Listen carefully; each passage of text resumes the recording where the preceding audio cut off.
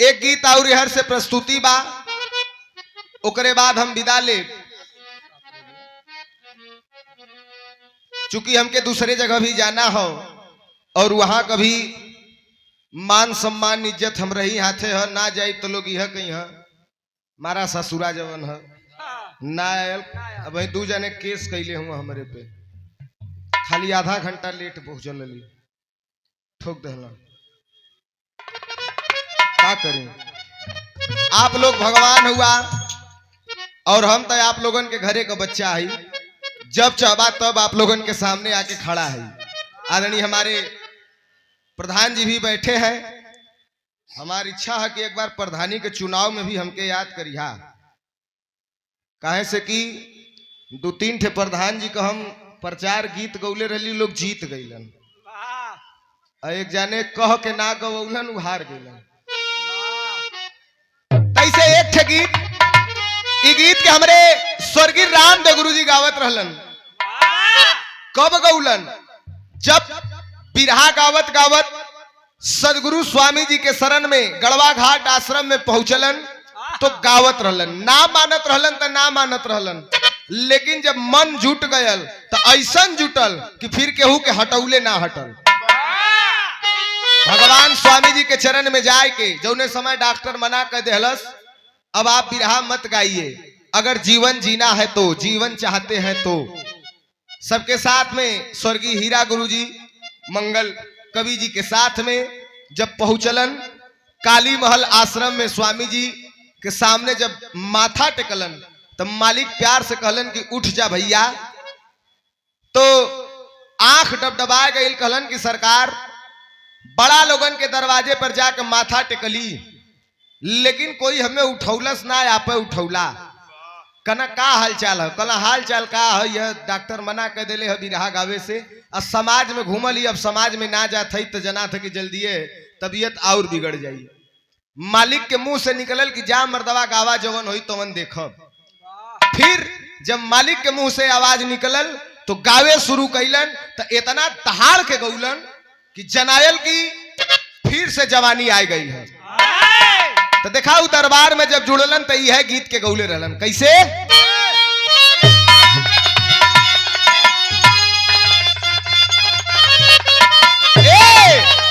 अरे त साहेब बिना टिकुली सा,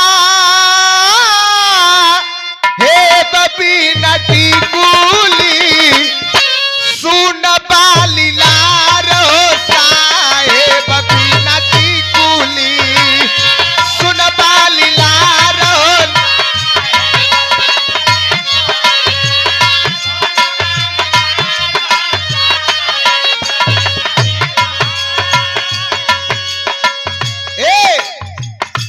सुन बाली लार हो साहेब बिना टिकुली, ई कवन टिकुली है?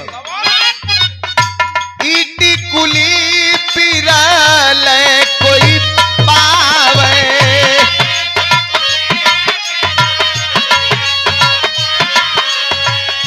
ई टिकुली सदा गुरु दरबार हो, साहेब बिना टिकुली सुन बाली लार हो, साहेब बिना टिकुली।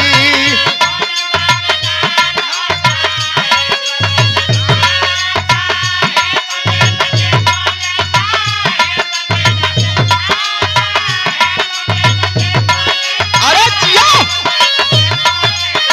सुन बाली लार हो, साहेब बिना टिकुली।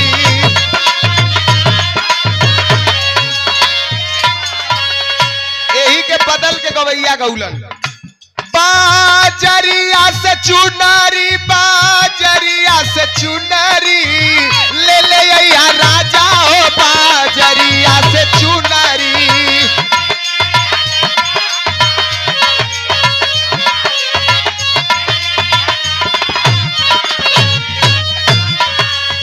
और शानदार लेखक जिनका कोई जोड़ नहीं है, और तमाम शिष्य और शिष्याएं जनता के बीच में सेवा करते हैं। आदरणीय हमारे कुंवर चंद कवि जी के सौजन्य से 101 रुपए का आशीर्वाद, प्यार दुलार सदैव मिलेला, आगे भी मिलत रही। बहुत बहुत प्रणाम हो। और 101 रुपए का आशीर्वाद हमें जब हम बैठे थे तभी मिला था।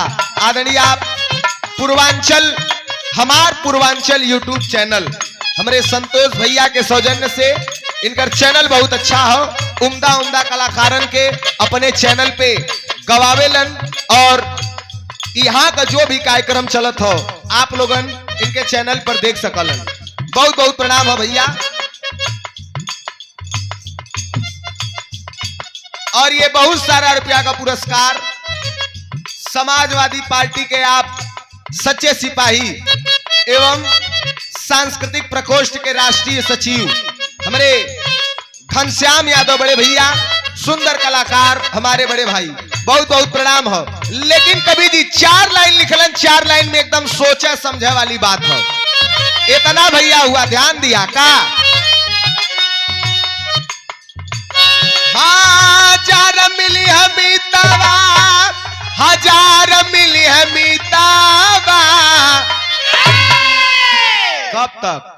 अरे हजार मिली हमीतावा, हजार मिली हमीतावा। बनल बा बाजार का हजार मिली हमीतावा।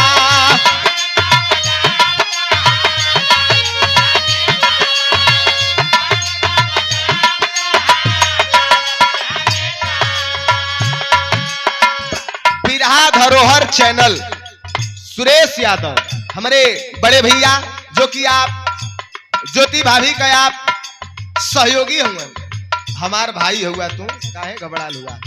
फिर गा के बैठीला तो फिर लोगन 2-4 बात बोल लिया, के रोकत है? बहुत बहुत पलकी है और चैनल के सब्सक्राइब करिहन। बहुत बहुत धन्यवाद है। बनल बा बाजार तो हजार मिली है मितवा। अगर तोहार बनल हो तो सब तोहार हो, अब बिगड़ गयल तो केहू ना हो। के बनले कहो? ए भाई भौजाई बहनोई बनले के।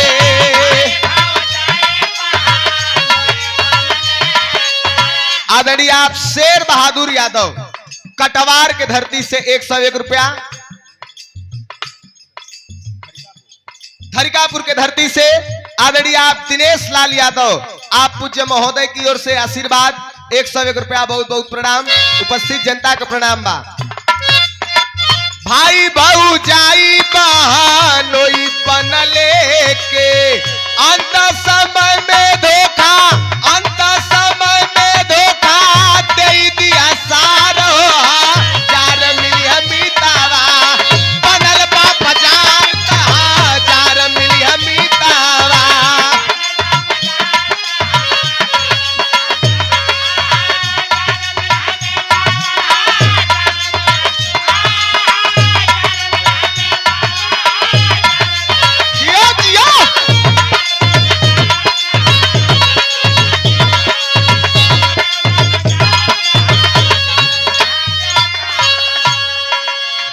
भौजाई बहनोई सब बनले कह।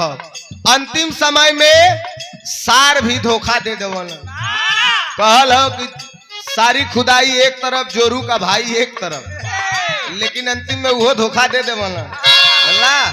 और कहे वाला आगे के लाइन में कहना हो का? इस सबके घरे घरे का बात है। बनल रही तावत, इस सबके घरे घरे का बात है। तनी से ध्यान दिया है आप लोगन, मनीष भैया विशेष ध्यान दिया।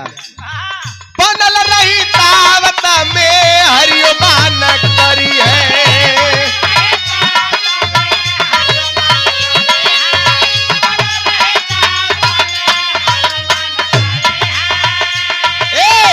बनल रही तावत में हरियो मान करी है। पाता बिगड़ लेती है, पाता बिगड़ लेती है। लतवा चलाए हो हजार मिली हमीतावा। बनल बा बाजार का हजार मिली हमीतावा।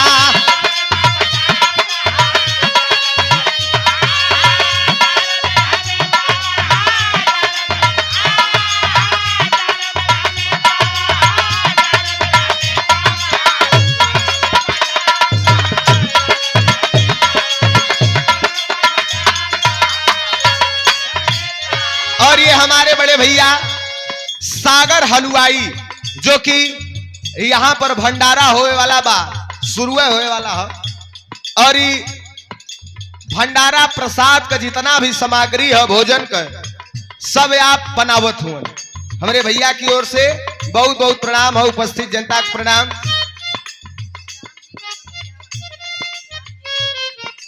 रामजीत यादव आप महोदय की ओर से ग्राम भैसाहा 101 रुपया, बहुत बहुत प्रणाम। उपस्थित जनता का प्रणाम बा। बनल रही ताव तो मेहरियो मान करी है। देखा मेहरारू जवन है ई घोड़ा के तरह होली से तो नारी नर की माता, नारी नरक की खान। यही नारी से सृष्टि हुआ है, यही नारी से सृष्टि का संचार हुआ है, यही नारी से हम हैं आप हैं। लेकिन यही नारी अगर चाही तो तोरे घर के स्वर्ग बनाए देही, और यही नारी चाहेगी तो आपके स्वर्ग जैसे घर को नर्क बना सकती है।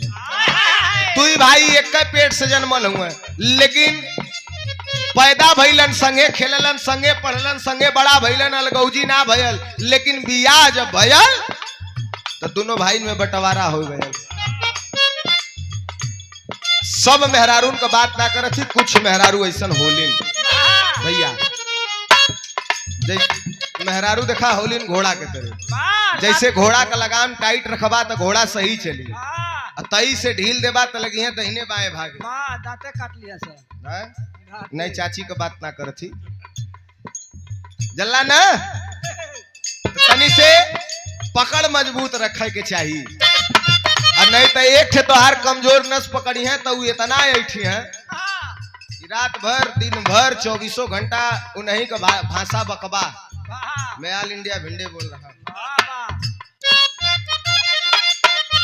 आगे वाली लाइन इस सबके ऊपर लागू है। अरे बनल रही जोर जंग,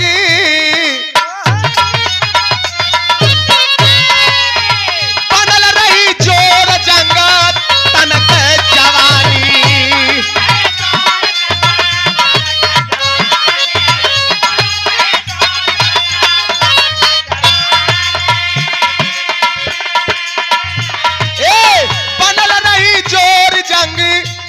के जवानी करी है कबारा सारी दुनिया तो हार हो हजार मिली है मीतावा। बनल बाबा जारता हजार मिली है मीतावा।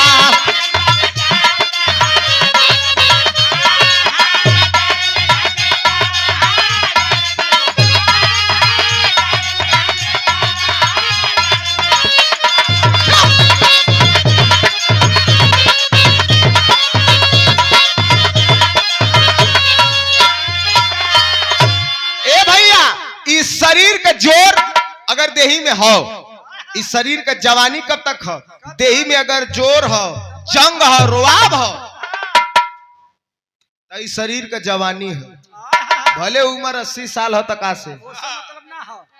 हमारे गौवा में बनारस एक ठे दादा हुआ पहलवानी करल जला, और आज भी सवेरे 4 किलोमीटर तक दौड़ लगावल, रियाज मारल। बढ़िया बढ़िया जो पहलवान गया से अखाड़े में काखे हुआ, कहला कि आवा जोर करा दे, कहला चल गैला माटी में इतना जोर करा देला कि लगला हाफे पहलवान। कहला रे दादा या वही, कहला का समझत हुआ लोगन, इस देही में ताव हो, अब वही भी हम चना खाए लेहिला। तो शरीर में अगर जंग है, जोश है, तो ओकर जवानी है। भले उम्र के तनो हो, और उम्र 16 साल है, यही में तनको रोवाबे ना है, जहे नहीं तहे लिढ़िया लिढ़िया गिर जात बड़ा। बैठे के आदमी के यहाँ भैया बैठा तो टेक लगा ली है, एक लंगिया उठंग जई है। अब मेहरारू देखी है तो लगी है लसीरियाए जल्लू ने, चला तो के शरबत पिया दही। आगे वाली लाइन में लिखना हो का,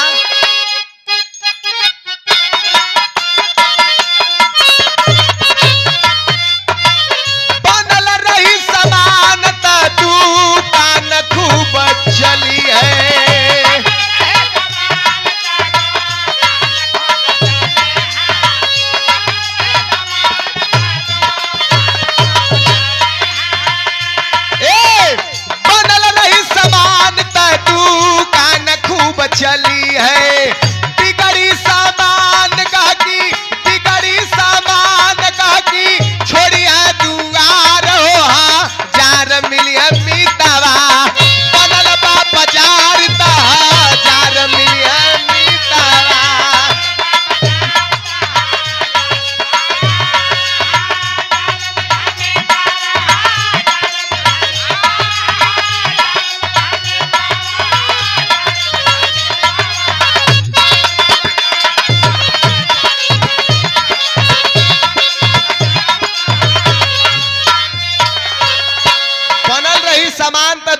खूब चली है, खूब बढ़िया से दुकान बनौले हुआ, गाहक आवत हुअन, दुकान व्यवहार पे चलला, जल्ला ना, खूब सजौले से ना चल, बढ़िया ई शरीर ई दुकान हो और एकर शटर मुंह हो, यही जब खुलला तब पता लगला कि दुकान कैसन हो।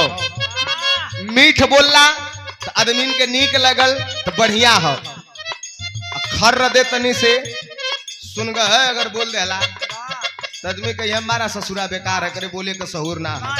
एक तरह से इस शरीर का गहकी परम पिता परमेश्वर हुआ, डबल बात है। वाह, ये गीत के लिखे वाले बिरहा वीर सम्राट स्वर्गीय रामदेव गुरु जी। ए बिहारी गणेश,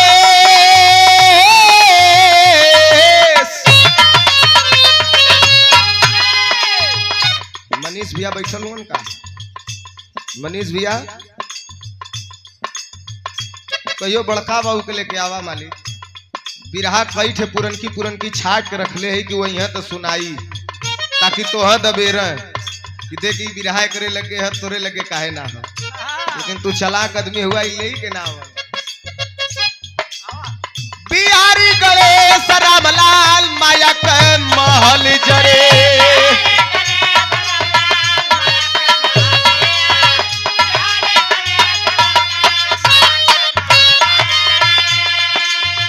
बिहारी गणेश रामलाल माया के महल जरे, रामदेव चंद्रिका के, रामदेव चंद्रिका के भूली नहीं प्यार हो, जार मिली है मीतवा बनल बाबा जार, जार मिली है मीता।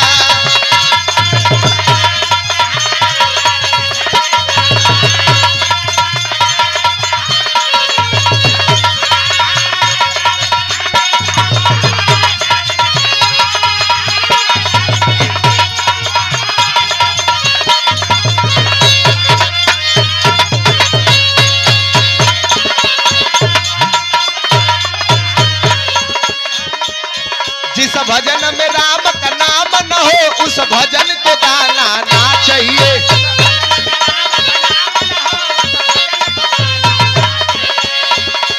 अरे बेटा कितना भी लायक हो उसे सर पे चढ़ाना ना चाहिए।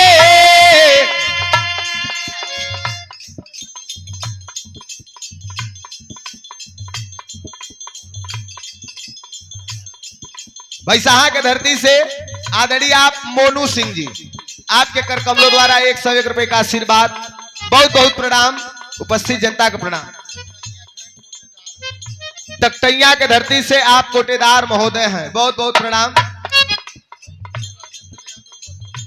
परबसपुर के धरती से राजेंद्र यादव जी 101 रुपया।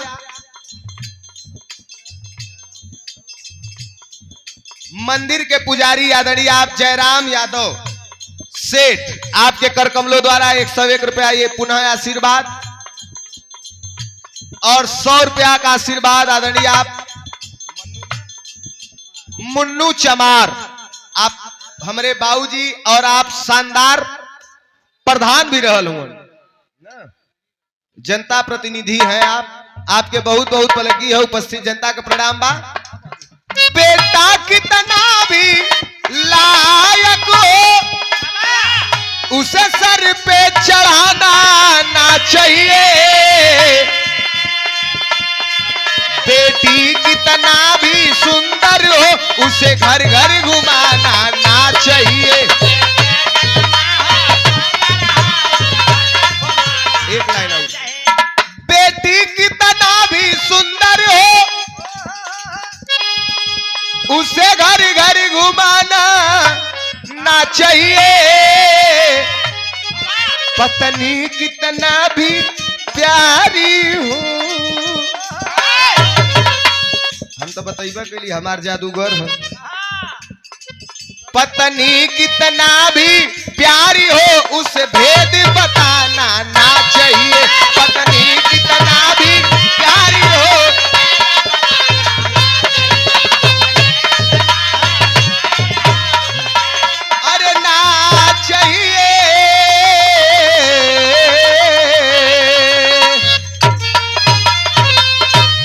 बहुत बहुत धन्यवाद। जो त्रुटियां हुई हो उन त्रुटियों को आप लोग नजरअंदाज करिएगा, आशीर्वाद देने का काम करिएगा। अब हर से आप लोगों ने एक बिरहा सुनिएगा।